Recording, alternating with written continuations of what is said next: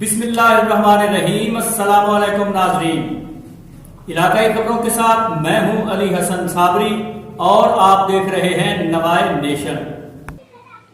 جی بات کرتے ہیں تانیاوالا کے تھانہ گڑھ کے علاقہ کی، جہاں چوری اور ڈکیتی کی وارداتوں کا نہ رکنے والا سلسلہ جاری ہے۔ لوگ چوروں اور ڈاکوؤں کے ہاتھوں لٹنے پر مجبور ہیں۔ اس پر رپورٹ کر رہے ہیں محمد نعیم۔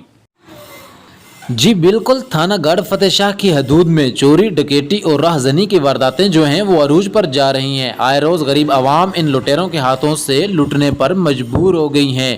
کبھی راہ چلتے مسافروں کے ساتھ ڈکیت گینگ واردات تو کبھی گھر میں رات کو سوئی غریب عوام کی چوری، جیسا کہ گزشتہ شب علاقہ دربار میاں ملائم شاہ کے رہائشی محنت کش محمد ریاض والنیک محمد کلاسن کے گھر چوری کی واردات ہوئی، جہاں نامعلوم چوروں نے نقدی رقم طلائی زیور لوٹنے کے بعد دیگر سامان قریبی فصلوں میں پھینک کر فرار ہو گئے۔ 15 پر کال کرنے کے بعد تھانہ گڑھ پولیس نے موقع پر پہنچ کر شواہد اکٹھے کیے اور تحقیقات کا آغاز کر دیا۔